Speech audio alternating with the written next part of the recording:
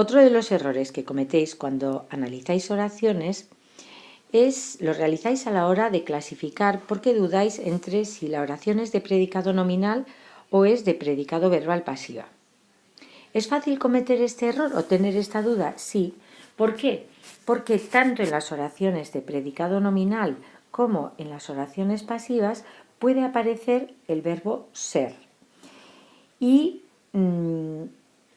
no nos podemos dejar llevar solamente por la aparición del verbo ser, sino que tenemos que pensar en otras cosas que nos sirvan para distinguir. Entonces, eso es lo que voy a tratar de explicaros. En esta oración el debate será interesante. A la hora de clasificarla nos tenemos que fijar en cuál es el verbo de la oración. Y el verbo de esta oración es será. Y será, vamos a ver, ¿aporta algún significado? ¿Expresa alguna acción? No. Entonces, cuando en el predicado aparezca el verbo ser y no haya en el predicado ninguna palabra que exprese acción, la oración entonces es de predicado nominal. Y como aparece el verbo ser, es de predicado nominal copulativa. Y ya sabemos además que si la oración es de predicado nominal copulativa, que va a aparecer el atributo. ¿Vale? Acordaos de esto, súper importante. Muy bien. Entonces, si en el predicado aparece el verbo ser y solamente la única palabra que es verbo es el ser, no expresa ninguna acción, por lo tanto la oración es de predicado nominal copulativa. En esta oración, el debate será celebrado en el aula, nos encontramos con que en el predicado aparece también el verbo ser, será. Entonces, esto nos puede llevar a la confusión o decir, bueno, pues como antes, predicado nominal. No. Fijaos que en esta oración, si la leemos bien, nos vamos a dar cuenta de que no solamente aparece el verbo ser, sino que hay otra palabra que nos está expresando una acción, celebrado.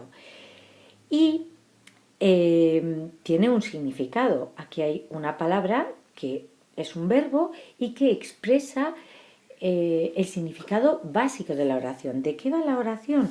Va de celebrar. Por lo tanto, en esta oración el verbo tiene significado. Así que la oración es de predicado verbal. Celebrar. ¿Qué pasa?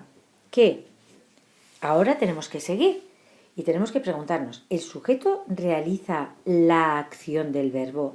¿El debate celebra? No. Entonces la oración es pasiva.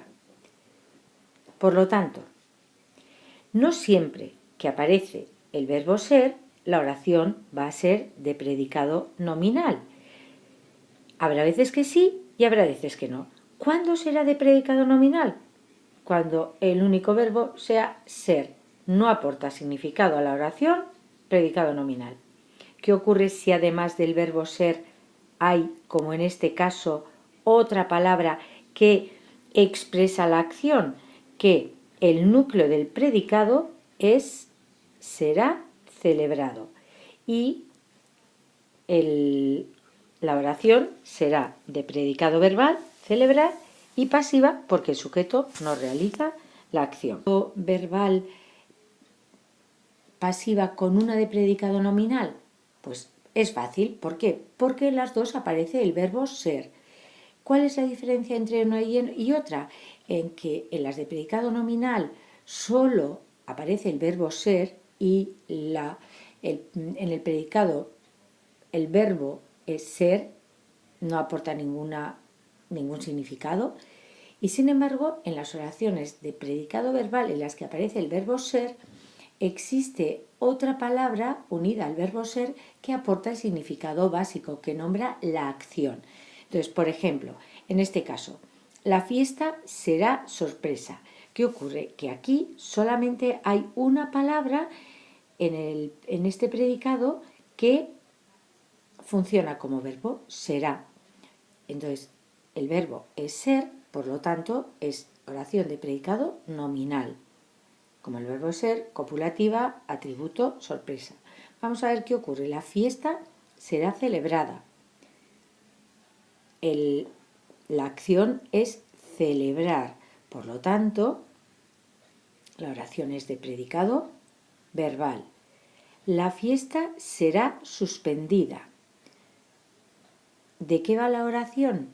En el predicado hay una palabra que expresa una acción, que es suspender.